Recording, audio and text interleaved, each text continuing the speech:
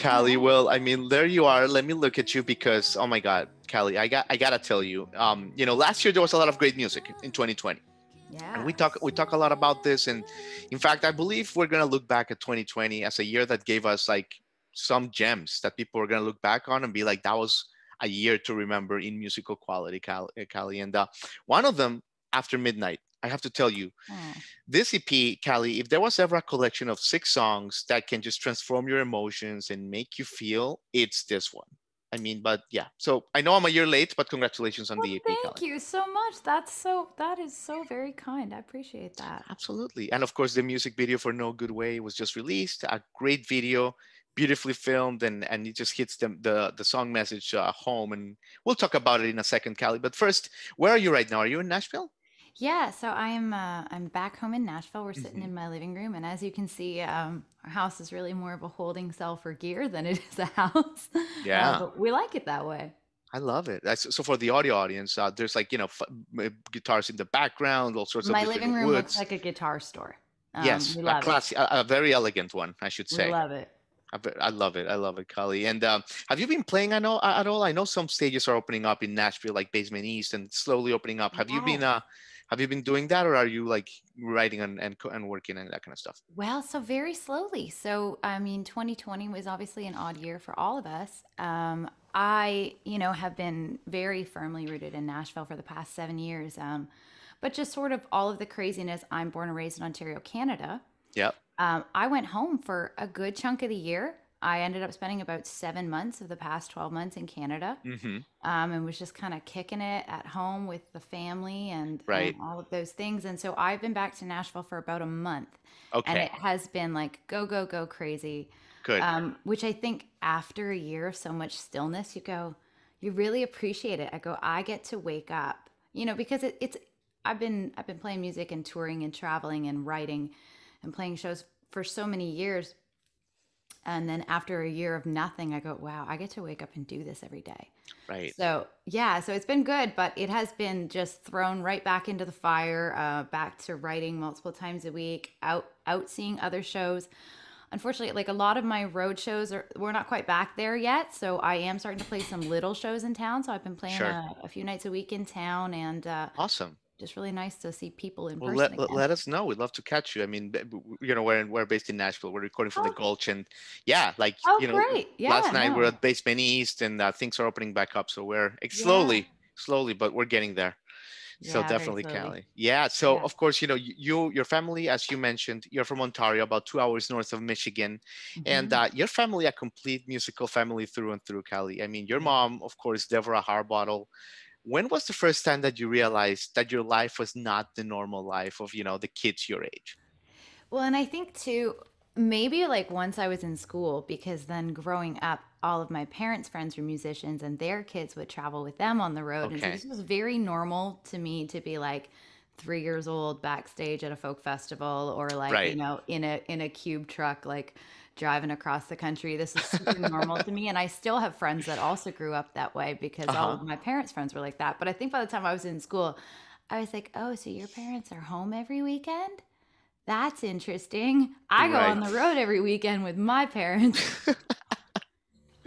Oh my God. And what was that feeling, Callie? Like as a young girl, like being in that truck and just like seeing like firsthand as a little child how they created joy in the millions of fans around the world. Like how was like is that what cooked you on music forever? I don't know. Like, I guess my mom would probably tell you that I sort of just was born singing, and I mean, I was a weird kid. I just like walked around the yard and made up songs to myself and like sang on these little songs all the time. But no, I loved it, because I think so Yeah. much of it too, it's like there's the hook of like the music that you can't put it down, you can't help but not make music, and there's also the hook of like the pulse and the travel and the pace and the new people. Sure. So I loved that part of it. I loved getting to go somewhere new. I liked, my parents were on stage. They had a home studio as well when I was growing up, and so like I was a really really little kid when I would go in and mess around in their studio with my dad. So yeah, I was very fortunate to come up in it. But on the same token, they tried really, really hard to convince me to get a real job. So they were hoping I would become a lawyer. Hmm. And I went all through college, and they were like, "Oh, she's gonna get a real job. Like her life's gonna be easier." And then I was like, Right. graduated college, and I was like, "Yeah, I moved to Nashville. I'm done." Right. Right. But you have a sister that became a doctor, right? I did. My sister is brilliant. She runs an independent practice in Stratford, Ontario, Canada, which There is you go. her There hometown. you Yeah, go. she's a naturopath. She's brilliant. There you go. So the family has that going, and Yeah, but like you they come got back to one the good roots. egg. Oh my God, Callie, that's great. And of course, the McCullough. Let me ask you about the McCullough girls, right? Because Oh great yeah. Oh, music. you've done your homework. No, no, no. I mean, it's a great musical duo that you had with your mom, of course. Just educating my audience, right? Like on your great story. What are some memories that you have to this day, in your heart from these magical years, Callie? Yeah, I mean, my mom and I, we started playing music together when I was very little, and then also just kind of by a fluke, we were playing at like a jam session and we were singing together, and everybody was like, "Are you guys gonna start a band? Like, you should start a band." So I was about 15 when that happened, and we started traveling, and we kind of went all over Canada and in the United States, and I traveled a bunch in Europe as well, and Yeah. I was my mom and I were out traveling for it was like about 8 years, and it was good. There was a lot of good years. I guess like my one token, my mom's story is that I was really raised in a different way than a Mm, lot of kids, who are like, oh, you want your kids to be safe and you don't want to push them. And the first time I wanted to come to Nashville, and I was about 17, my mom was right. like, okay, we'll go, and she made me drive the whole way. It was 16 hours. And she was like, no, you're driving the whole thing. You're driving the whole thing straight because I know you're going to need to know how to do this. And like, sure Oh, enough, I have worn out that road just so many times. So, like wow. that's a typical my mom's story is that she would be like, nope, you know how to do it. You'll figure it out. And she would really kind of push me to stand on my own 2 feet. So I'm really thankful for that. That's cool. There Yeah. you go. Musical parenting 101. Yeah. Yeah. It's a I, different I, life. I love it. I love it. So you were not homeschooled. You went to a normal school growing up. Yep. No, I went all through normal school. Normal school. Yeah. But I mean, Okay. my parents were like a little bit lax on like we got to miss a fair bit of it. They were Of like, course. Of if you really course. need to be there, it's Friday. You're fine. And how was it like going to school? I guess the question is, Callie, like, yeah, how was it going when you know what your purpose is? You kind of know what you're gonna do, your destiny, your calling. How is it like? How was it going to school with all these other activities? Prom, bake sale, but like your head It's is so in, funny. yeah, Yeah, it is interesting because I think I was academically like I'm really into books and reading, and there were things that I was really good at that I was really into. And I think when you're young, you go, my parents were they really, because the music business is it's crazy, and it can be a really difficult life, right? right, So right. they were like, we really want you to go to school and like get a real job and like just make music for fun. And I was Hmm. like, so I really I think I entertained that idea for a while. I thought maybe I would be a teacher or a this or a that, but I mean when it calls you and it's in your blood, like you can't help yourself. It's your So yeah, I purpose, mean yeah. I was really into theater and drama, and like of course you want to be on stage, right? Um and I played some soccer. I was really into English and reading and books, and I mean of course being a songwriter, you're gonna soak that stuff in. Right. But yeah, I mean, it was a little over the map. Like by the time I was in college, I was fully checked out. Like I went to class and then I went out and played my gigs. Like You tried. I was At least you not there. tried. I was fully checked out. When I was in high school, I was kind of into it, it was and I Yeah. grew up in a really rural area too. So there's nothing to do, right? Like the only trouble you're gonna get into is like if you fall in the creek. Like there's Right. like there's nothing to do. So if there's school activities, you did them because it's the only thing to do. Definitely, Callie. So yeah, I mean that's great. Thanks for sharing that. So you mentioned that you moved to Nashville 7 years ago. Mhm. How was that move when you first moved? And I ask because it's different when people come like and they come for co-writes maybe for like a month and go back home. But how do you remember those first 2-3 months? Like maybe all of it, the excitement of the new apartment, the new roads, the Yeah. groceries, but at the same time like the new like music industry like 24/7. Yeah, I mean, it was a crazy time. So when I made the move, I was my mom and I were still touring out in California. And it sort of started to, just come into my brain and my heart that like I had been back and forth to Nashville for years because I'm Canadian, so there's an immigration component. You can't just up and move. Right. Um, And so I had kind of got that sorted out by that time because we were out in California, and it had kind of come to me that I was like, I'm really ready to be there full time. I want to write songs full time, and I want to stand on my own 2 feet and do this my way. And so we finished the tour, and I just kind of put my stuff in. Like we bought a second vehicle. I bought a station wagon, put all my stuff in it, and just drove. And I did have some friends here, so I was able to move in with one of my girlfriends, and Cool. she was my roommate for the first year. And we had a pile of fun. But yeah, I remember like going out to get like the first load of groceries, and you're like, oh my gosh, I just spent $400. Like I have no more money, and I was like, okay, well, like I guess I'm gonna go have to get a gig because I'm out of money. So I think I landed my first gig on like day number 2, and you just put one foot in front of the other and start going. But it is exciting. Like those, when you look back on it, those first couple years are the most exciting because it's like every writer's round, every time you write with someone new, every time you meet a new person, and you tend to meet all the other kids that are new in town, and it's all so exciting and it's all shiny and new. And so I look back on it really fondly, like, and a lot of those friendships that I made at that time are the ones I still have now, which is, I think, really special. Absolutely. But this city keeps you a little humble, right? Because the talent is so incredible, doesn't it? Yeah, it certainly, it's sort of the expression that rock sharpens rock, right? Like Yeah. everybody, kind of rises up together, because Yeah. it makes you want It's to go home and insane. be better. It's It's good. insane, Callie. Absolutely. Yeah, we've been here for months, and it's like when you're here on the ground, it's like you like get it. It's like wow. So But anyway, you've been here for months. Where did you move from? yeah, from Miami. That's where we were. Oh, Miami radio. Yeah. awesome. Yeah. Oh, so I love Miami. I actually, right before the crazy of 2020, Uh-huh. spent a good chunk of time in Miami, actually out playing golf, Ah, and just kind of getting a suntan and playing some golf. And there this you was go. kind of while we were plotting the release of After Midnight. And then, I'm really glad that I did because then 2020 happened. Absolutely. So actually, good pivot there to the album because again, just want to reiterate how great it is, right? But Oh, thank you. I mean, Grammy-winning bluegrass band Union Station. You partnered with Western swing supergroup, also the Time Jumpers. How did the collaboration with these two begin, Callie? Well, it was interesting. So the album's producer is actually another Canadian. His Hmm. name is Dustin Olean, and he's an incredible upcoming talent. And Dustin and myself and my co-writer Scotty Kipfer and my other co-writer Ryan Sorstad, we were sitting and we were talking, and I said, okay, I've saved up my tip jar money, and like I want to make a record. And I had talked to some different producers, and kind of been through a few rings of things I was kind of thinking about. And we're sitting in the kitchen, and we're all just hanging out because we're 3 of us are best friends. And Dustin was like, I don't know, I feel like, you know you probably just need to like call like the Time Jumpers in Union Station and ask them to make a record. And I was like, that's kind of crazy, let's do it. And so we started making calls, and we were like, let's call all of our favorite players and our heroes and see if they want to come make, because you know not to take away from what anybody is doing, but I guess mainstream country radio, it doesn't really speak to me at all. Sure.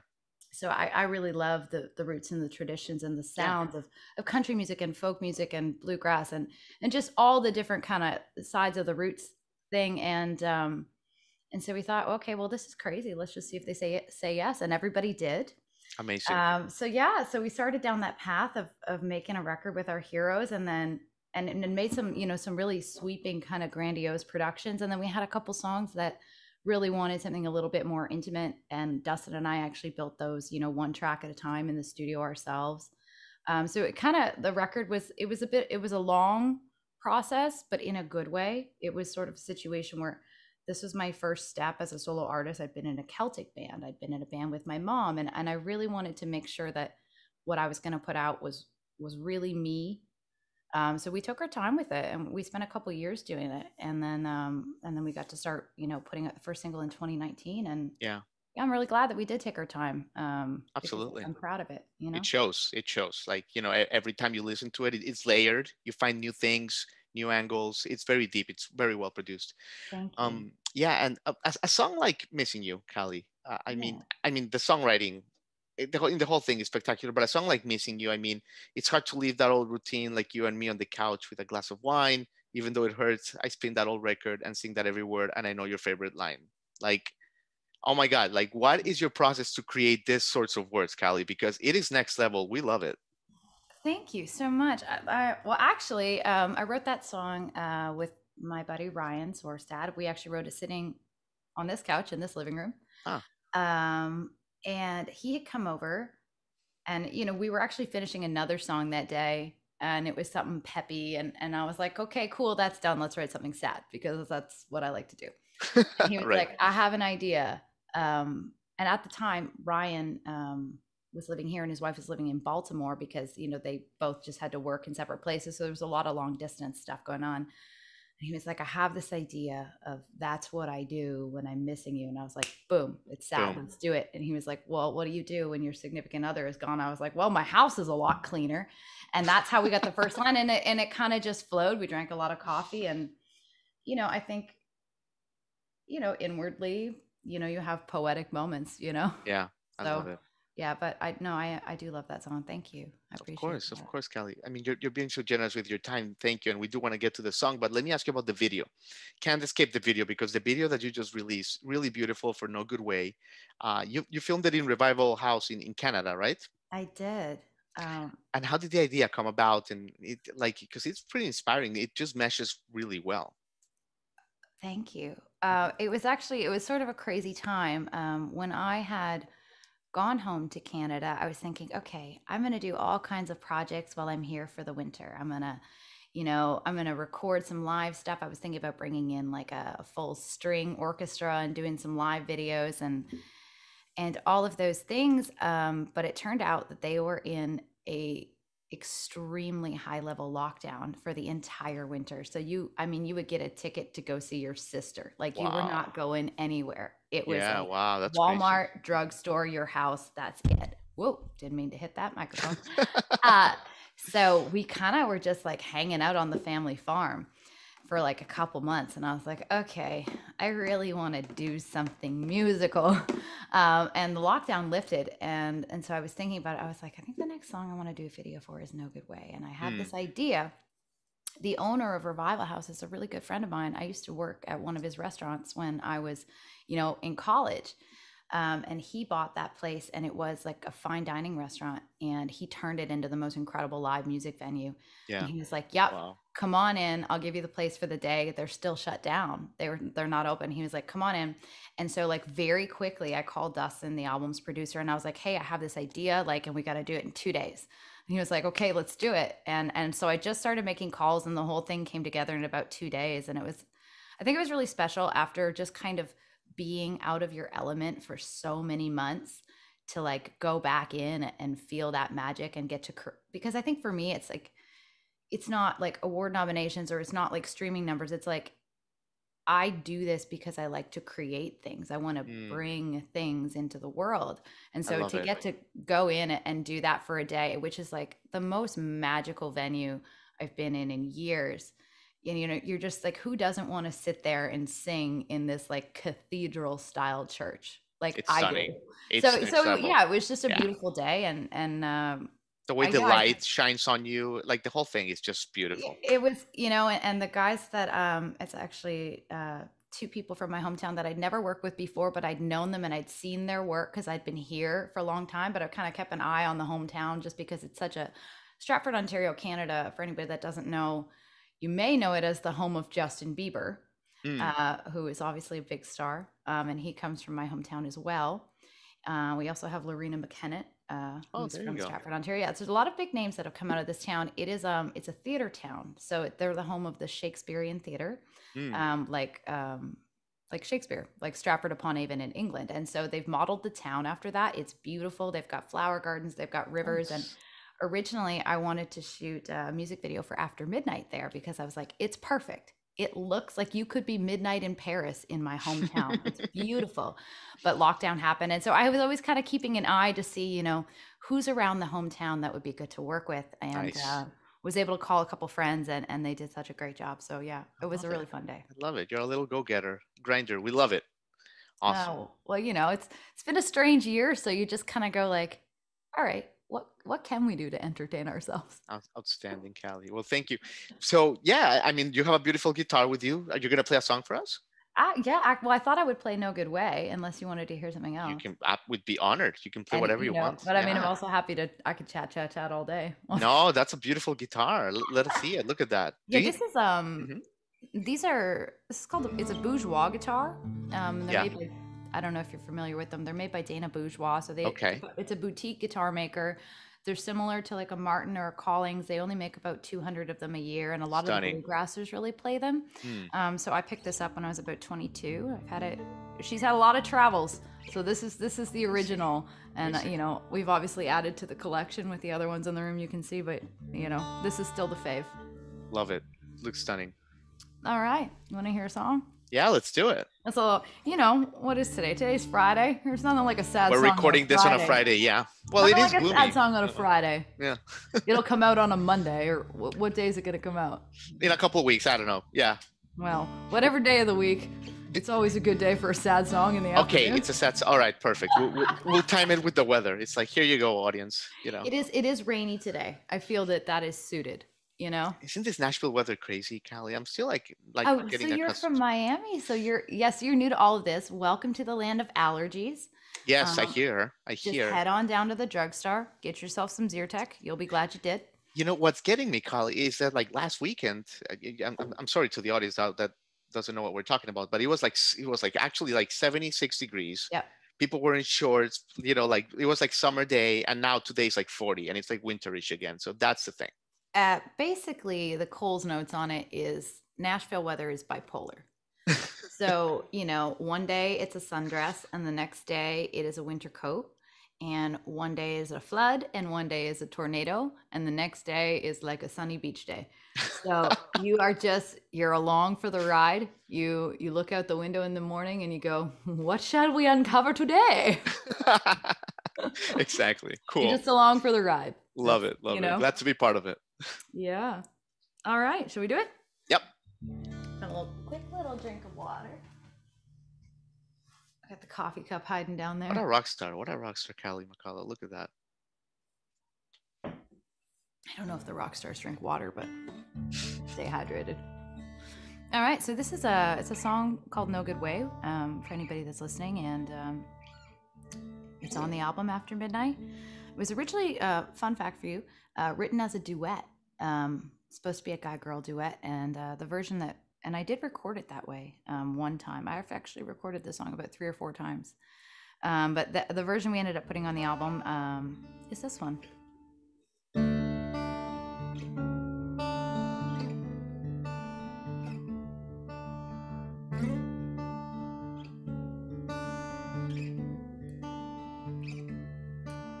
I've tried 100 ways to find the words I need to say, but everything sounds cold and I can't lay it down that way. There's just no good way to break a heart.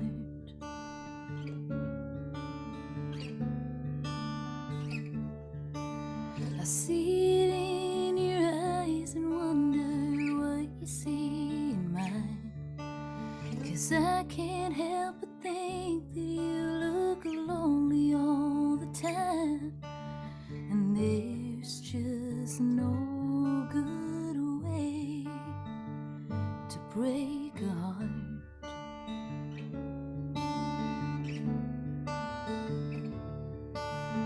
We don't feel the love that we both know damn well we should. If I could make it easier, I hope you know I would. I'll leave you with the fallout when the whole thing falls apart, 'cause there's just no good way to break a heart.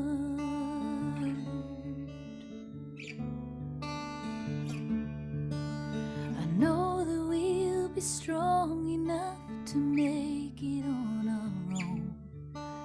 It's probably gonna hurt, but we'll be better off alone.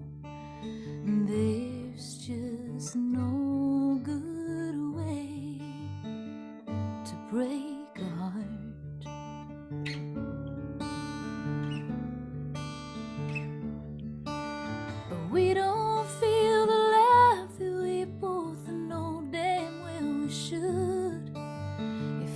could make it easier, I hope you know I would. I'll leave you with the fallout when the whole thing falls apart. 'Cause there's just no good way to break a heart.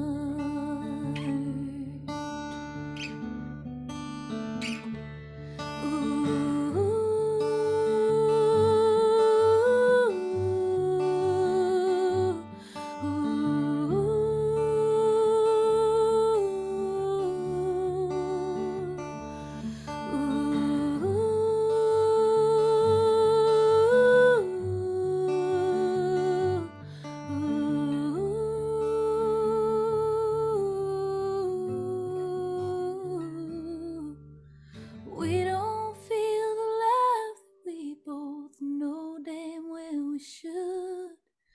If I could make it easier, I hope you know I would. I'll leave you with the fallout when the whole thing falls apart. 'Cause there's just no good way. No, there's just no good way to break a heart.